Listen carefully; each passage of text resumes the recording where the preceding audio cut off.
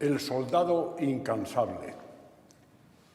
Nacido en 1495 o 1496 en Medina del Campo, villa de la que su padre fue regidor, Bernal Díaz del Castillo, cuya postura física le mereció el apodo de Castillo el Galán, pasó muy pronto a Indias, alrededor de los 18 años, y desde esa joven edad fue viviendo sucesivas aventuras de exploración y conquista.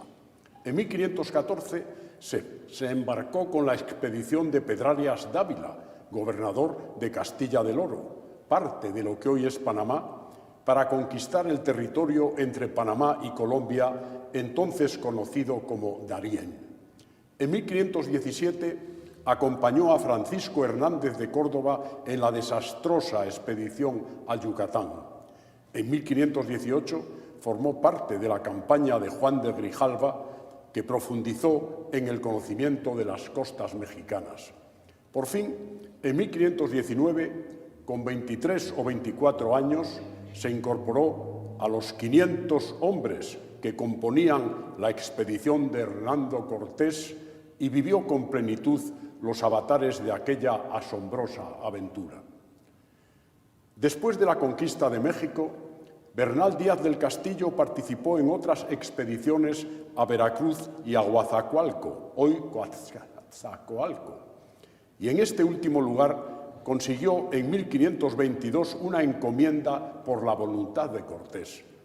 Mas con ello no concluyeron sus andanzas bélicas, pues luego intervendrá en la guerra contra los zapotecas, bajo el mando de Rodrigo Rengel, y también en el sometimiento de las tierras de Chiapas con la expedición de Luis Marín, y más adelante formará parte de las tropas que envió Cortés al mando de Francisco de las Casas para someter a Cristóbal de Olid, que se había puesto de acuerdo con Diego de Velázquez, enemigo de Cortés, para traicionarlo. Todavía habría que citar posteriores aventuras bélicas de Bernal Díaz del Castillo. Colaborará reiteradamente en la lucha contra el alzamiento de Copilco o en el sometimiento de la rebelión de Jaltepeque. Mas sus batallas no concluirán con la paz, sino todo lo contrario. Las encomiendas que había conseguido como premio de Cortés a sus esfuerzos se las irán quitando e iniciará un interminable proceso de pleitos para recuperarlas. En 1540, nuestro personaje ha cumplido ya los 45 años, consigue que el Consejo de Indias le conceda el derecho a una compensación, pero tal decisión solamente se ejecutará 9 años después y con poca satisfacción del interesado, que continuará pleiteando e incluso adoptará alguna postura polémica, enfrentada a las tesis de Fray Bartolomé de las Casas, como proponer que los repartimientos o asignaciones de indios para trabajar forzosamente, así como la entrega de tierras a los españoles, todo lo que suprimen las llamadas leyes nuevas, sean perpetuas para los primeros conquistadores. Por fin, tras muchas vicisitudes, Bernal Díaz del Castillo conseguirá ir mejorando su situación y a partir de 1551, ya en la cincuentena, lo nombrarán regidor de Santiago de Guatemala, donde morirá en 1584 a los 89 o 90 años, una edad longeva incluso en los tiempos que corren.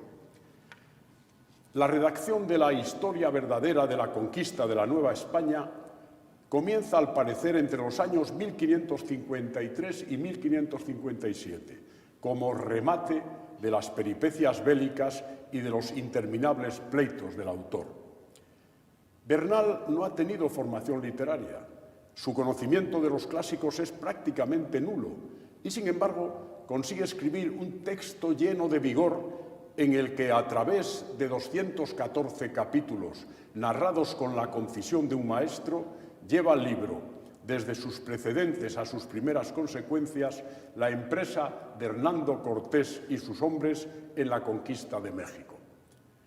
Este soldado de a pie, cuando ya estaba sordo y medio ciego, agrupó así las aventuras que había vivido, refulgentes al parecer en su prodigiosa memoria como imágenes indelebles, y las ordenó mediante palabras escritas.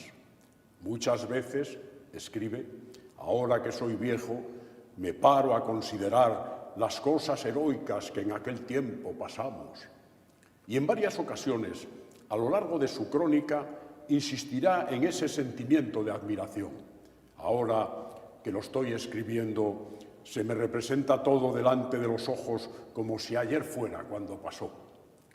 Es muy probable que la naturalidad de su discurso provenga de una insistente práctica oral. Sin duda, Bernal había contado y repetido con su voz las historias que al fin escribe.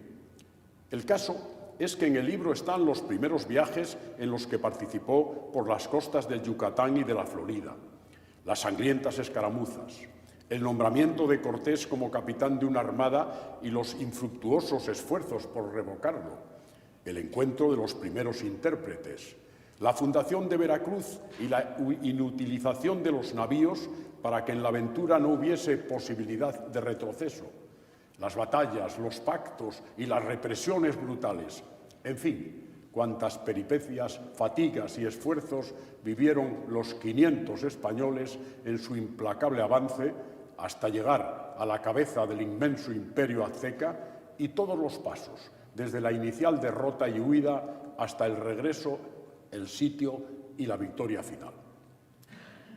Aquí permanecen las flechas que caían como nubes de langosta, las medicinas hechas con la grasa del cuerpo de los invadidos muertos, la necesidad de enterrar en secreto a los compañeros y a los caballos para no deshacer la leyenda de la propia inmortalidad, las ciudades que brillaban como plata en la noche, la extraña hermosura de los objetos que iban encontrando, las cualidades contradictorias de aquellas gentes misteriosas en cuyo imperio habían penetrado, los sacrificios humanos en los altos templos entre el resonar de los tambores, las partidas de naipes con que los invasores se jugaban el botín. En el prólogo a una edición de 1933, reeditada en 1955 por Espasa Calpe, el historiador mexicano Carlos Pereira clasifica a Bernal dentro de los artistas de la ingenuidad que, teniendo una potencia imaginativa suficiente para novelar sus recuerdos, sienten con tanta intensidad y en tal plenitud los hechos realizados o presenciados por ellos que no conciben una mínima alteración. Bernal Díaz del Castillo vive persuadido de que sus infortunios y sus trabajos, sus desencantos y sus glorias no pudieron haber sido otra cosa de lo que fueron. Orgulloso de haber figurado entre los descubridores, después entre los conquistadores y, por último, entre los pobladores de la Nueva España, no cambiaría su relación sin creer que rebajaba la epopeya hasta hacerla objeto de una vulgar maniobra. Ciertamente este libro, cristalización, como dije antes, de la memoria en escritura a través del relato oral, no solo es una de las obras inmortales de la lengua española, sino que está entre las grandes epopeyas de la historia humana.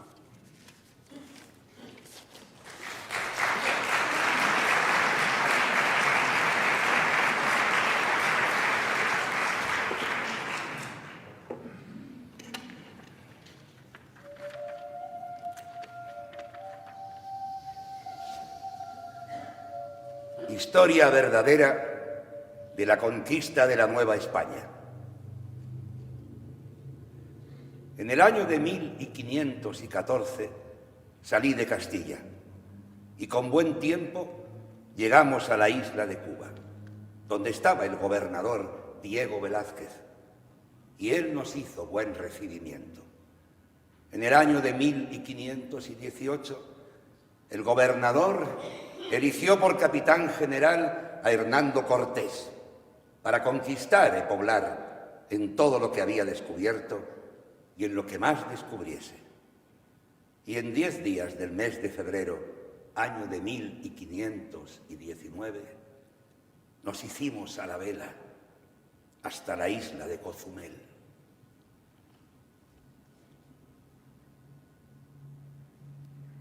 Y aunque parezca a los lectores que va fuera de nuestra relación esto que yo traigo aquí a la memoria, conviene que se diga que a 3 días que estábamos en Cozumel, Cortés me mandó llamar a mí a un vizcaíno y nos preguntó que qué sentíamos de aquellas palabras que nos hubieran dicho unos indios que decían «Castilán, Castilán». Él dijo que por ventura estarían algunos españoles en aquellas tierras. Él dijo: «Será bien preguntar a estos caciques si sabían alguna nueva de ellos». E díjoles Cortés que luego les fuesen a llamar.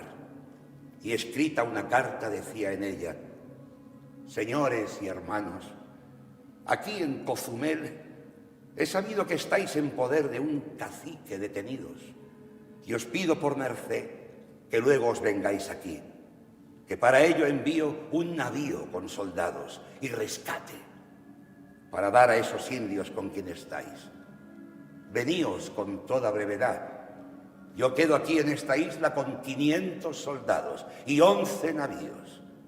En ellos voy, mediante Dios, la vía de un pueblo que se dice Tabasco». Y en 2 días las dieron a un español que se decía Jerónimo de Aguilar, y desde que las hubo leído y recibido el rescate que le enviamos, se holgó con ello. Caminó el Aguilar a donde estaba su compañero, que se decía Gonzalo Guerrero, que le respondió: «Hermano Aguilar, yo soy casado, tengo 3 hijos, íos vos con Dios, que yo tengo labrada la cara e horadadas las orejas. ¿Qué dirán de mí desde que me vean esos españoles ir de esta manera? Que ya veis estos mis 3 hijitos, cuán bonicos son». Y el Aguilar tornó a hablar al Gonzalo que mirase que era cristiano, que por una india no se perdiese el ánima, y por más que dijo, no quiso venir. Y el Jerónimo de Aguilar se vino luego a donde había estado el navío, aguardándole. E antes que llegasen donde Cortés estaba, ciertos españoles preguntaban qué es del español, porque le tenían por indio propio, porque de suyo era moreno, tresquilado, traía un braguero con que cubría sus vergüenzas. Pues desde que Cortés lo vio, también picó como los demás soldados y preguntó que qué era del español. Y el español se puso en cuclillas y dijo: «Yo soy». Y luego le mandó dar de vestir y le preguntó de su vida y cómo se llamaba. Y él dijo en español mal mascado que se decía Jerónimo de Aguilar y que había 8 años que se había perdido. Y de esta manera que he dicho, se hubo Aguilar.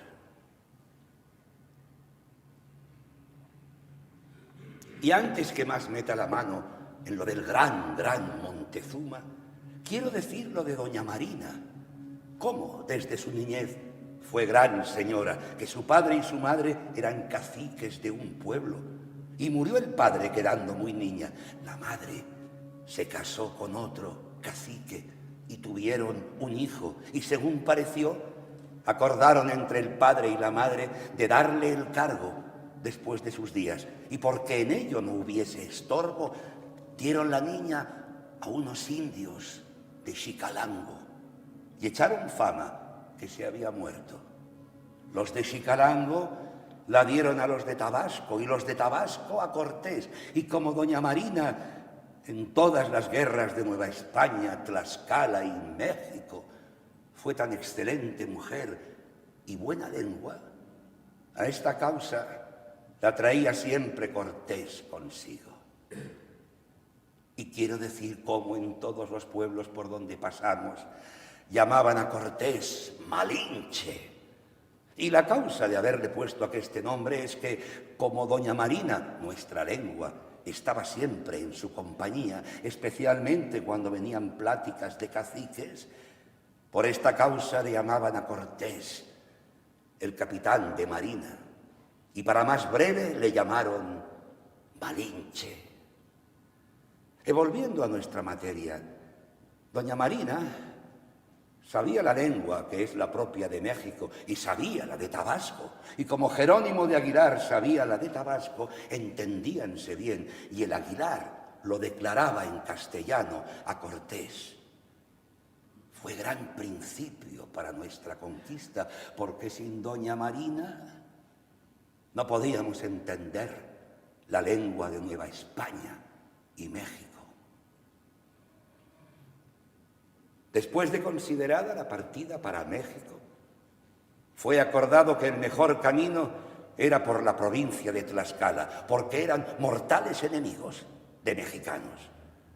Yendo muy concertados todos nuestros escuadrones, vienenle a decir unos mensajeros que venía el capitán Xicotenga, y llegándole hizo muy grandes reverencias, y Cortés, con gran amor, le mandó sentar cabe sí.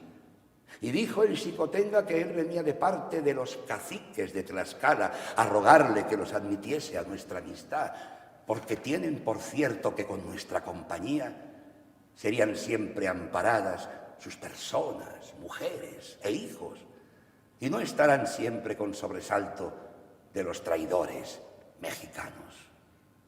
Y dio muchas quejas de Montezuma y de sus aliados, y Cortés dijo que él los recibía por amigos nuestros.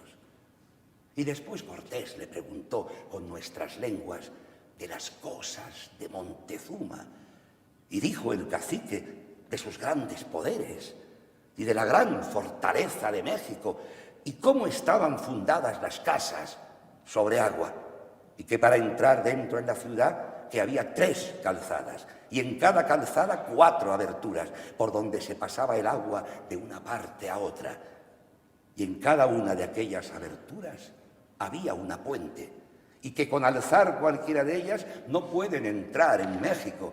Y luego dijo del mucho oro y plata que tenía Montezuma, que Cortés y todos nosotros estábamos admirados de lo oír.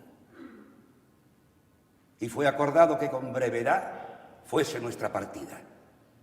Viendo Xicotenga que queríamos ir a México, siempre estaba con Cortés avisándole que no se fiase de Montezuma, porque cuando más descuidados estuviésemos, nos darían guerra.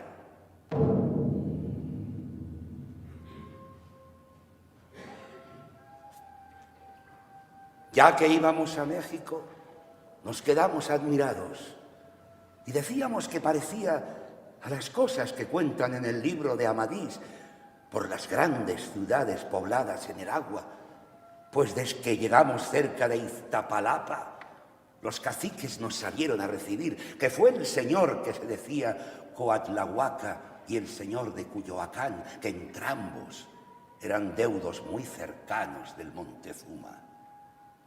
Luego, otro día de mañana, partimos muy acompañados de aquellos grandes caciques.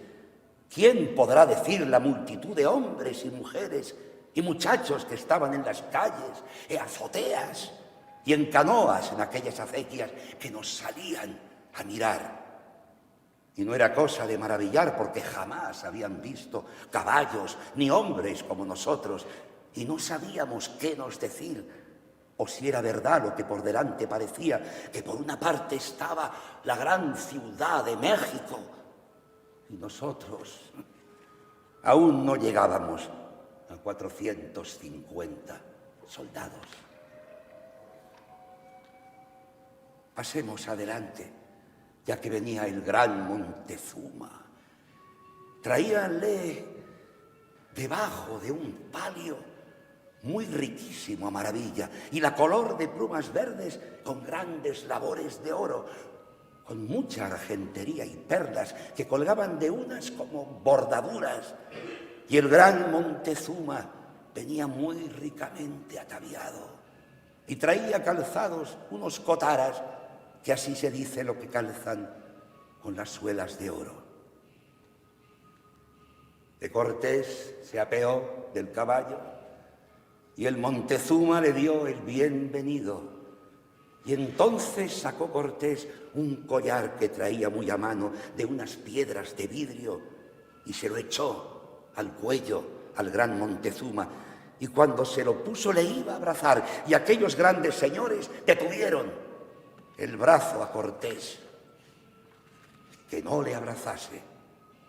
Y luego Cortés, con la lengua a doña Marina, le dijo que holgaba ahora su corazón en haber visto un tan gran príncipe.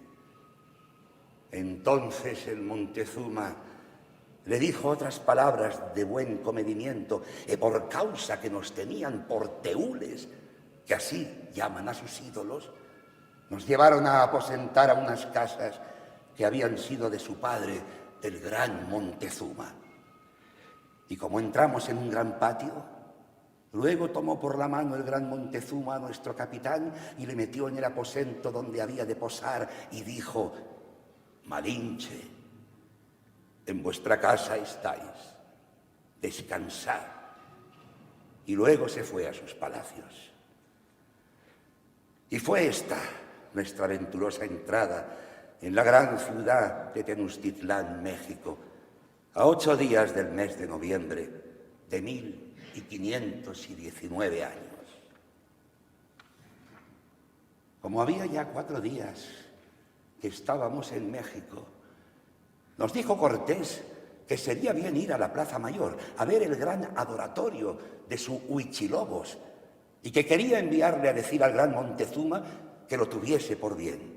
Y el Montezuma, como lo supo, envió a decir que fuésemos mucho en buena hora y por otra parte temió no le fuésemos a hacer algún deshonor a sus ídolos y acordó de ir él en persona con muchos de sus principales.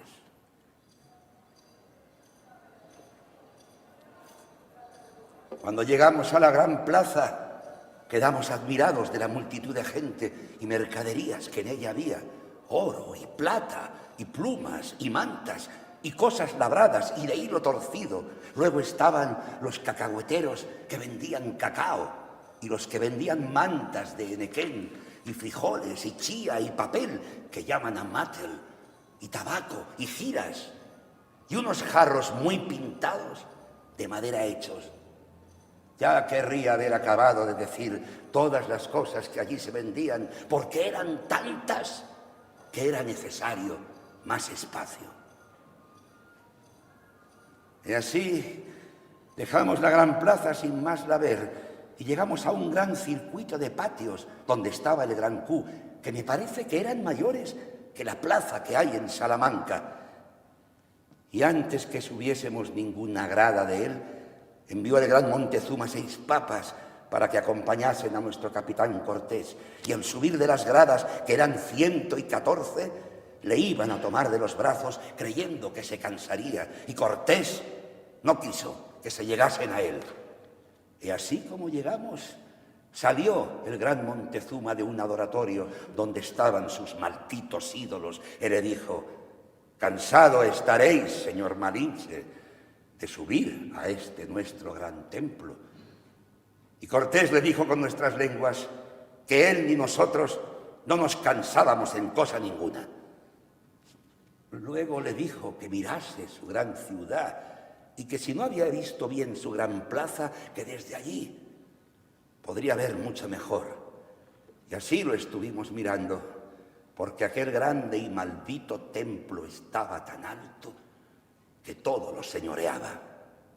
Y de allí vimos las 3 calzadas que entran en México, que es la de Iztapalapa, que fue por la que entramos, 4 días había, la de Tacuba, que fue por donde después salimos huyendo, como adelante diremos, y la de Tepeaquilla. Y veíamos el agua dulce que venía de Chapultepeque, de que se proveía la ciudad. Luego vimos el altar del Huichilobos y tenía en las paredes tantas costras de sangre que en los mataderos de Castilla no había tanto hedor. Y allí tenían un tambor muy grande en demasía que cuando le tañían el sonido de él era tan triste y de tal manera como instrumento de los infiernos. En aquella placeta tenía tantas cosas muy diabólicas de ver, de trompetillas y navajones y muchos corazones de indios que habían quemado con que zahumaban aquellos sus ídolos. Y nuestro capitán dijo a Montezuma, como medio riendo: «Señor Montezuma, no sé yo cómo un tan gran señor como vuestra merced no haya colegido en su pensamiento cómo no son estos vuestros ídolos dioses, sino cosas malas que se llaman diablos. Hacedme una merced, que hayáis por bien que en lo alto de esta torre pongamos una cruz, y veréis el temor que de ello tienen estos ídolos que os tienen engañados». Y el Montezuma respondió medio enojado y dijo: «Señor Malinche, si tal deshonor como has dicho creyera que habías de decir, no te mostrara mis dioses. No se digan otras palabras en su deshonor». Y como aquello le oyó nuestro capitán, y tan alterado, con cara alegre le dijo: «Pues que así es, perdone, señor». Y después nos volvimos a nuestros aposentos. Pues estando mirando en aquellos aposentos a dónde mejor hiciésemos una iglesia, uno de nuestros soldados, que era carpintero, vio en una pared una como señal que había sido puerta. Y como había fama que en aquel aposento tenía Montezuma el tesoro de su padre, sospechóse que estaría en aquella sala. Y secretamente se abrió la puerta, y Cortés, con ciertos capitanes, entraron primero dentro y vieron tanto número de joyas de oro, de planchas y tejuelos muchos y piedras de chalchihuites que quedaron elevados. Y como yo lo vi, digo que tuve por cierto que en el mundo no debiera haber riquezas como aquellas. Y acordóse que la misma puerta se encalase de la manera que la hallamos y que no se hablase en ello, porque no lo alcanzase a saber Montezuma. Dejemos esto de esta riqueza y digamos que apartaron a Cortés 4 de nuestros capitanes y 12 soldados de quien él se fiaba, y yo era uno de ellos. Y le dijimos que mirase la red donde estábamos y la fortaleza de aquella ciudad, y que mirase las puentes y calzadas y las palabras y avisos de que allí nos matarían, y que mire la gran multitud de indios. ¿Y qué podríamos hacer nosotros para defendernos? Porque todas las casas tienen en el agua, pues socorro de nuestros amigos los de Tlaxcala, ¿por dónde han de entrar? Y le decíamos que luego, sin más dilación, prendiésemos al Montezuma si queríamos asegurar nuestras vidas. Después de estas pláticas, otro día por la mañana, vinieron 2 indios de Tlaxcala muy secretamente con unas cartas, y lo que se contenía en ello decía que Juan de Escalante, alguacil mayor de la Villa Rica, era muerto, y 6 soldados juntamente con él en una batalla que le dieron los mexicanos. Aqueste fue el primer desbarate que tuvimos en la Nueva España. Miren la adversa fortuna cómo vuelve rodando. ¿Quién nos vio entrar en aquella ciudad con tan solemne recibimiento y triunfantes que nos tenían por teúles? Y ahora que no nos tuviesen sino por hombres, que podíamos ser vencidos. Cuando oímos aquellas nuevas, sabe Dios cuánto pesar tuvimos. En fin de más razones, fue acordado que aquel mismo día se prendiese a Montezuma.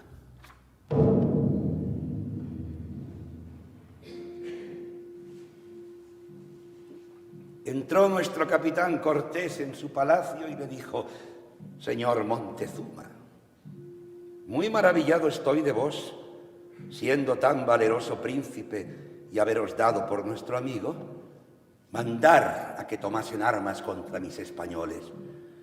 No querría comenzar guerra, ni destruir aquesta ciudad.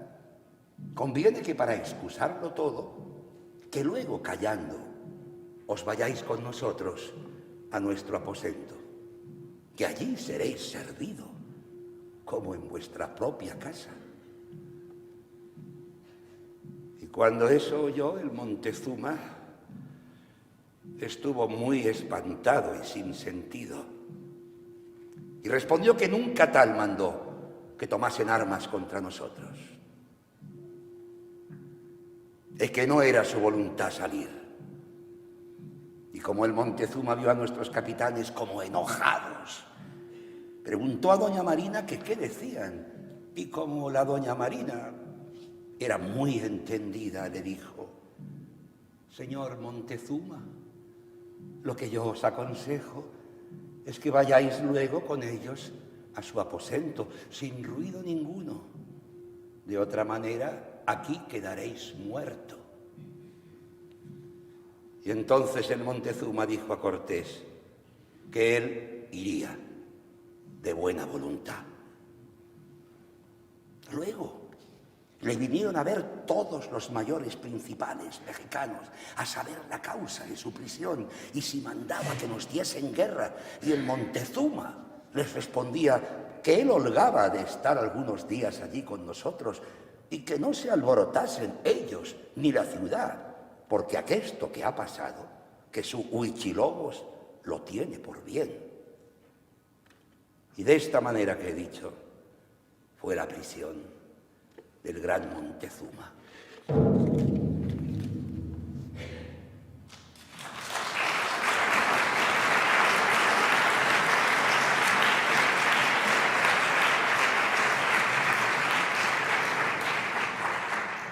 Las razones del libro. ¿Por qué Bernal Díaz del Castillo, tan lejos de las letras en su profesión armada, escribió este libro?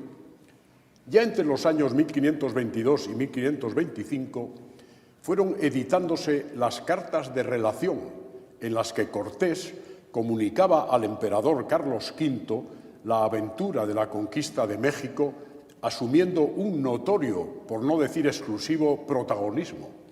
Es más que probable que Bernal hubiera conocido tales textos. Mientras tanto, Cortés había conseguido ser noble, pues se le concedió el marquesado del Valle de Oaxaca. Sus más cercanos colaboradores habían sido ascendidos a altos cargos, y mucha gente advenediza que ni siquiera participó en la conquista se había enriquecido con ella. Sin embargo, los soldados que lucharon a las órdenes de Cortés en aquella peligrosa invasión no habían sido compensados, seguían pobres o resultaron desposeídos de sus beneficios, como en el caso del propio Bernal.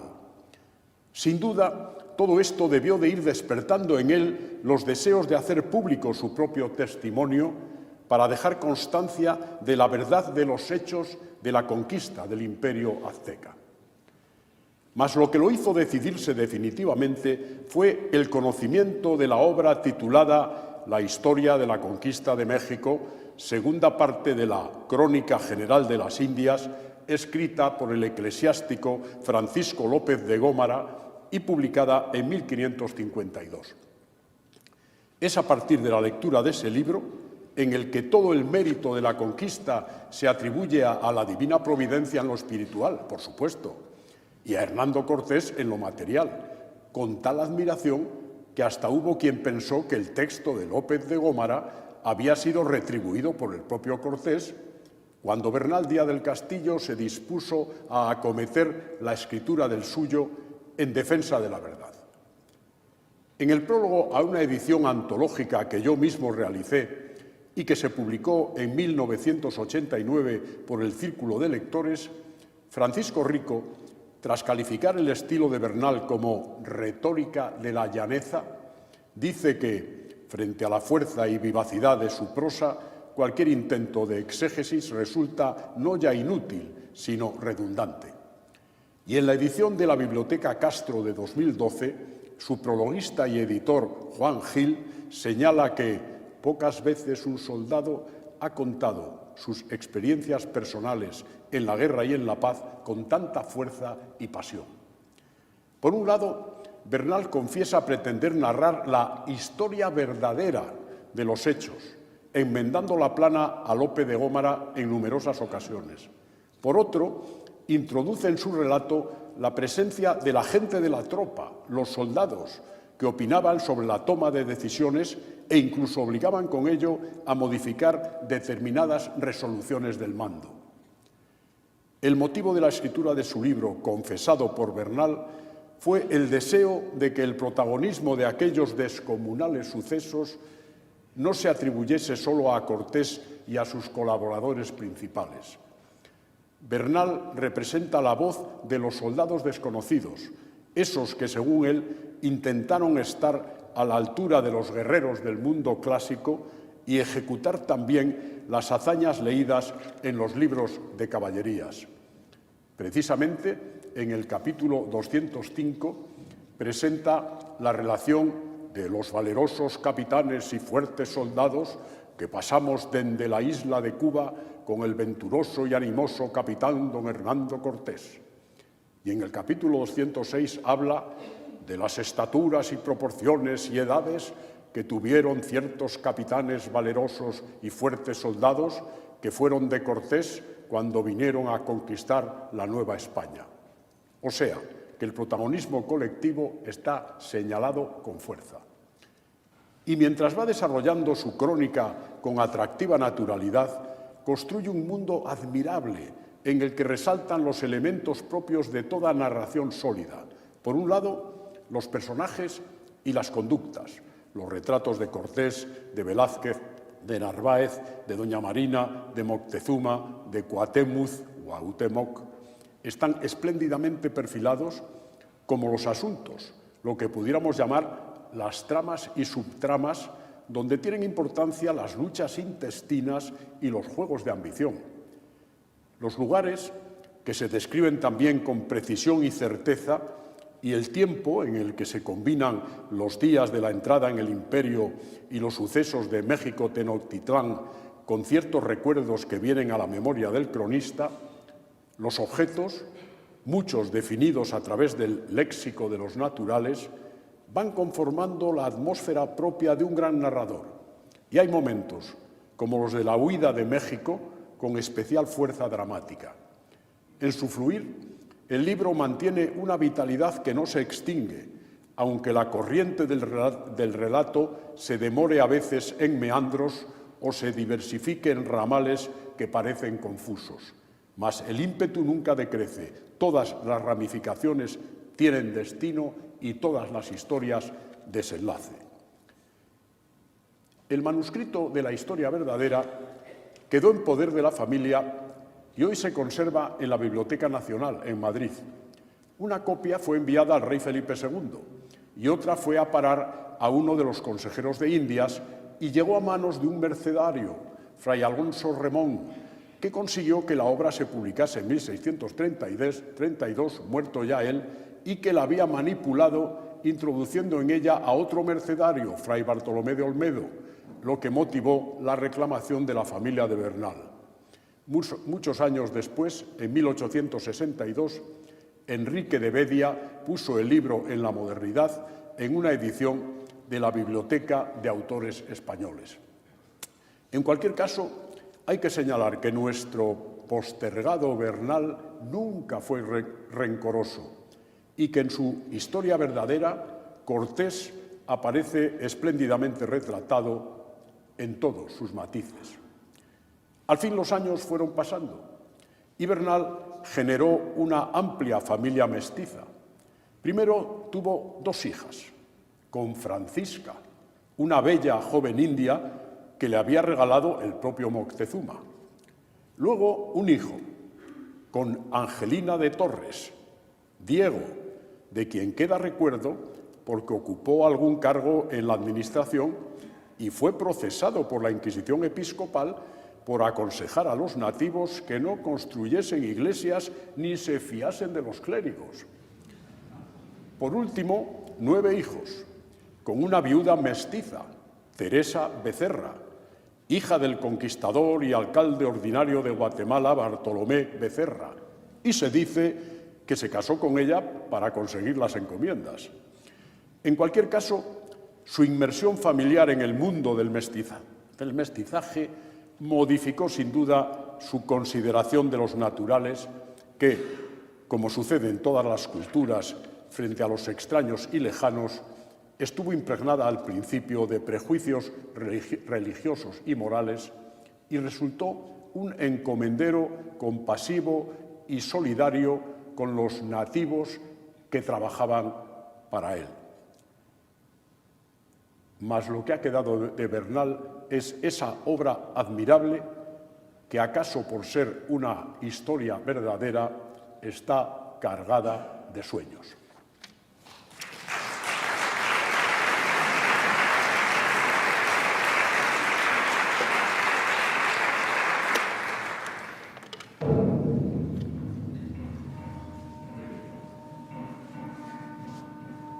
Luego, otro día de mañana, vino un soldado muy mal herido y dijo que estaba toda la ciudad llena de gente de guerra.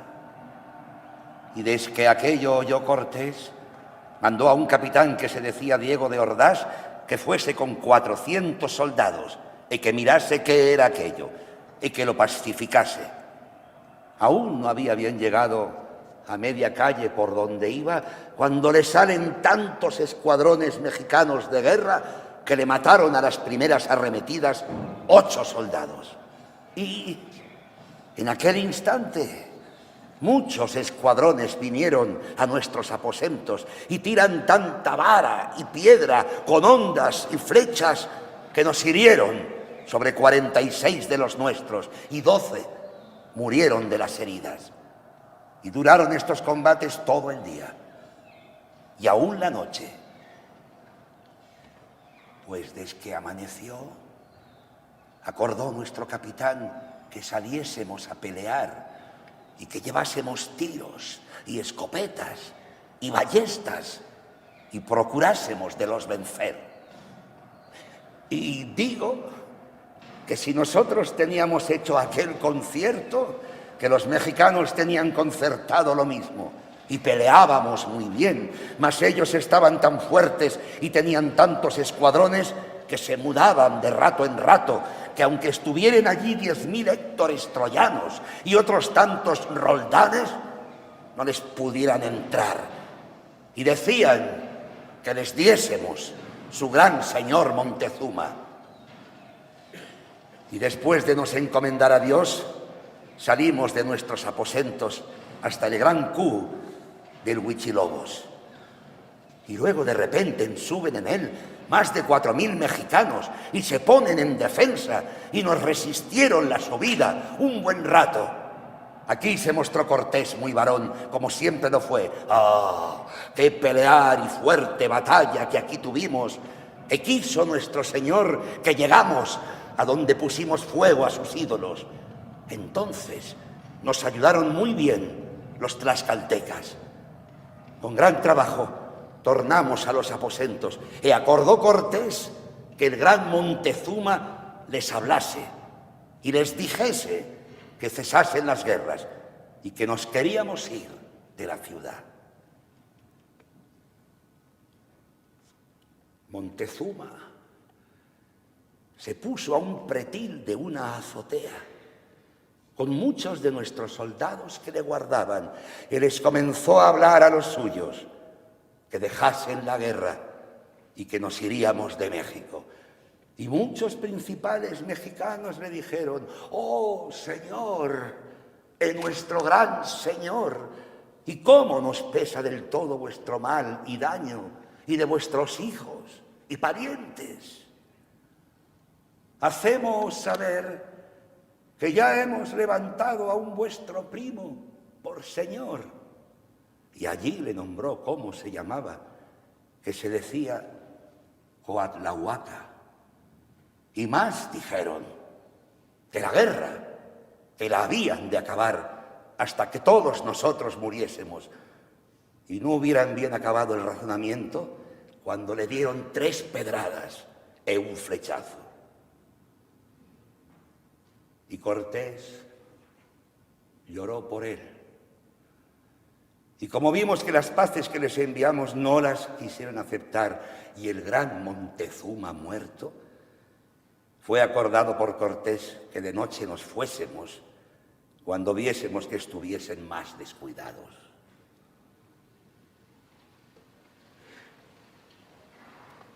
Como hacía algo oscuro, había neblina y llovizna, y era antes de medianoche. Pasó Cortés una puente con sus compañeros de a caballo y los indios tlaxcaltecas con el oro. Y estando en esto, suenan los cornetas y gritas y silbos de los mexicanos y decían en su lengua: salid presto con vuestras canoas, que se van los teúles, atajadlos en los puentes. Y vimos tantos escuadrones de guerreros sobre nosotros y toda la laguna cuajada de canoas que no nos podíamos valer.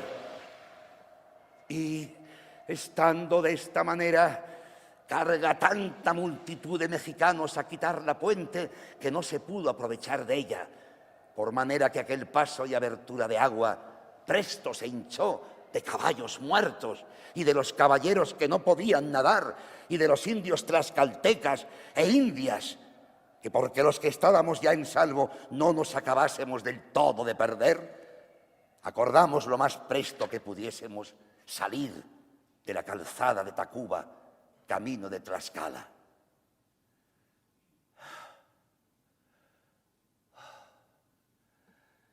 Llegamos a donde nos recibieron Xicotenga y los tlaxcaltecas y dijeron a Cortés: oh Malinche, ¿y cómo nos pesa de vuestro mal? Ya os lo habíamos dicho que nos fiaseis de gente mexicana. Cortés les pidió a los caciques de Tlaxcala 5.000 hombres de guerra para castigar los pueblos a donde habían muerto españoles. Y allí se nombraron regidores y allí hicieron hacer el hierro con que se habían de herrar los esclavos. De manera que en obra de 40 días tuvimos muchos pueblos pacificados y castigados.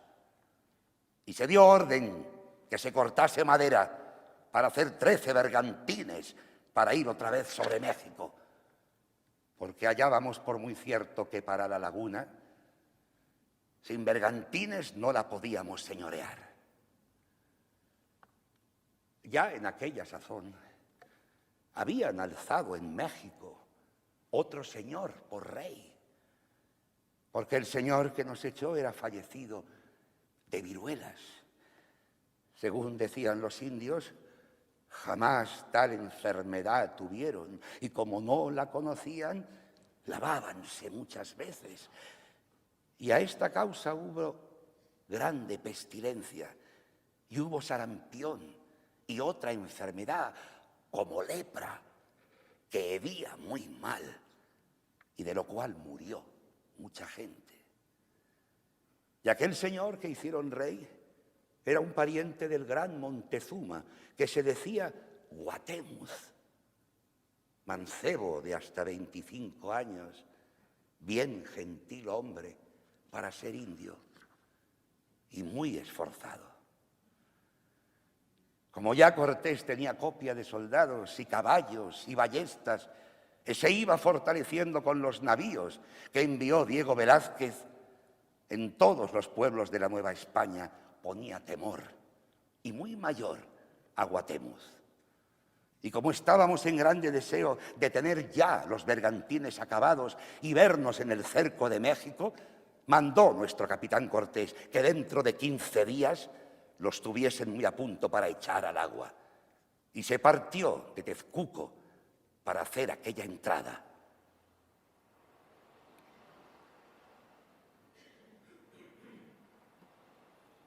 A cada capitán se le dio las instrucciones de cómo nos habíamos de partir. Y acordamos que fuésemos a quebrar el agua de Chapultepeque, de que se proveía la ciudad. Y yendo a quebrar los caños, topamos muchos guerreros que nos esperaban en el camino, mas de presto les hicimos volver las espaldas. Y esta fue la primera cosa que hicimos, quitarles el agua y darle vista a la laguna. Y digamos cómo fue que Cortés repartió los 13 bergantines para entrar por las calzadas para combatir a México. En su real, que era el de Cristóbal de Oli, dejó 6 bergantines. Envió 4 a Pedro de Alvarado y a Gonzalo de Salvodán envió 2. Y mandó que el bergantín más pequeño, que no anduviese en el agua porque no le trastornasen las canoas. Y porque yo en aquella sazón estaba en Tacuba con Pedro de Alvarado, diré lo que hicimos en nuestro real. Mandó Pedro de Alvarado que 2 bergantines anduviesen por la una parte de la calzada y los otros 2 de la otra parte. Y comenzamos a pelear muy de hecho, porque las canoas que nos solían dar guerra desde el agua, los bergantines las desbarataban. Y así teníamos lugar de desganar algunas puentes y albarradas.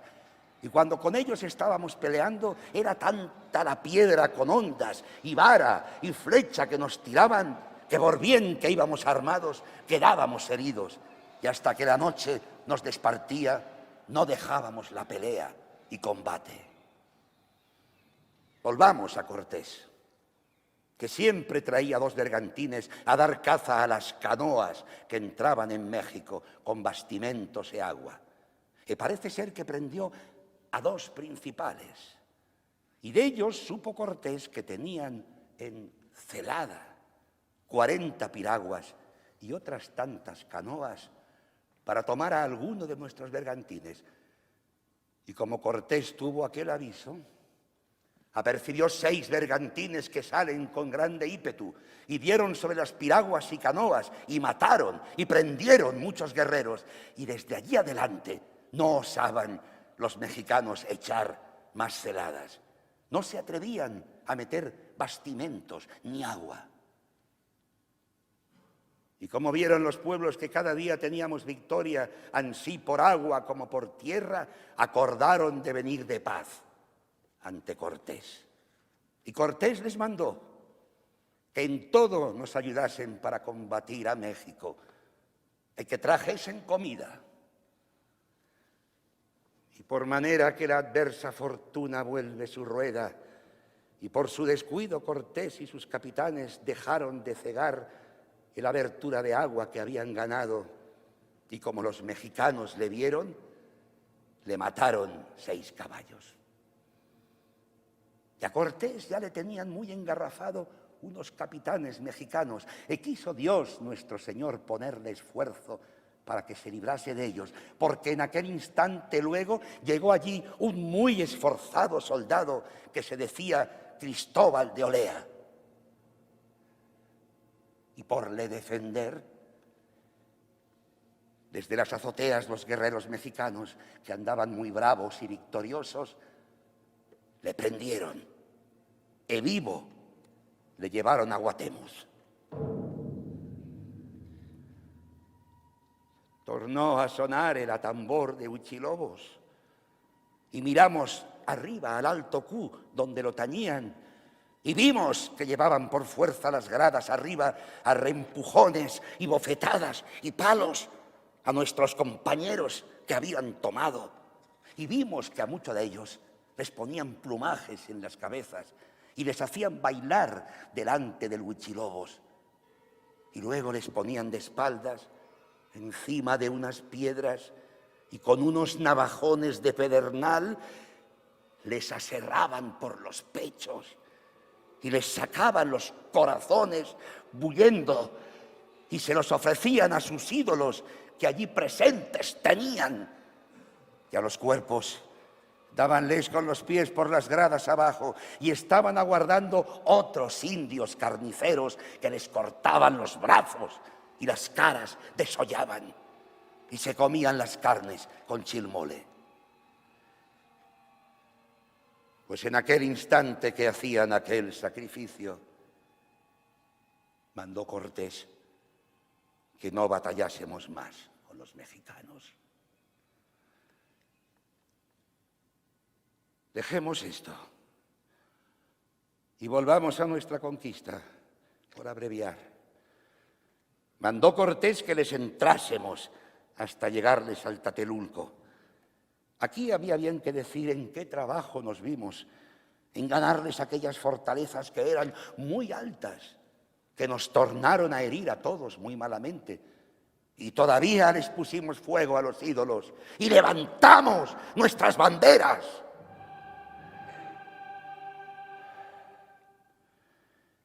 En aquellos días que allí estuvimos en el Tlatelolco, Cortés envió a rogar a Guatemuz que viniese de paz y que se diese, que ya los bergantines les habían rompido sus estacadas y que los caballos corrían a rienda suelta por las calles de su ciudad, y le puso por delante otras muchas desventuras que tenían sobre los mantenimientos y agua, y le prometía que su persona sería muy honrada de él y que mandaría a México como solía.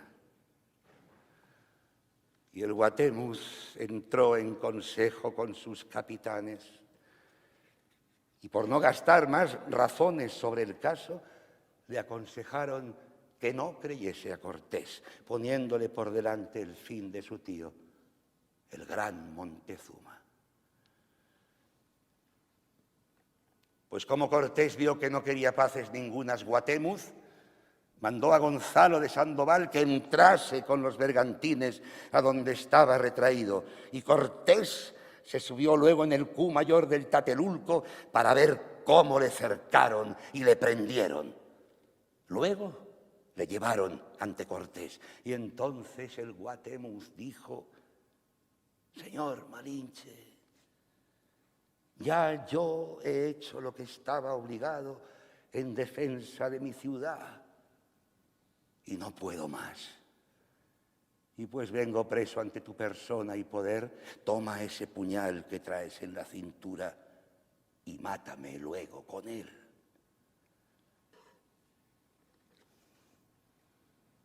Prendióse Guatemuz en 13 de agosto, año de 1521. Y como se hubo preso, quedamos tan sordos todos los soldados como si de antes estuviera uno puesto encima de un campanario y tañesen muchas campanas y en aquel instante cesasen de las tañer. Y esto digo al propósito, porque todos los 93 días que sobre esta ciudad estuvimos, daban tantos gritos y voces y silbos, unos apercibiendo los guerreros que habían de batallar en la calzada, y otros llamando las canoas que habían de guerrear con los bergantines, y las mujeres en hacer piedra rolliza para tirar con las ondas, y desde los adoratorios y de aquellos malditos ídolos, las cornetas y el tambor grande y otras bocinas dolorosas que de continuo no dejaban de se tocar. Y de esta manera, de noche y de día, no nos oíamos los unos a los otros.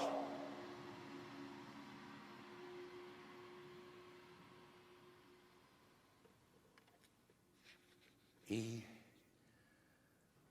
después de preso el Guatemuz, cesaron las voces y el ruido.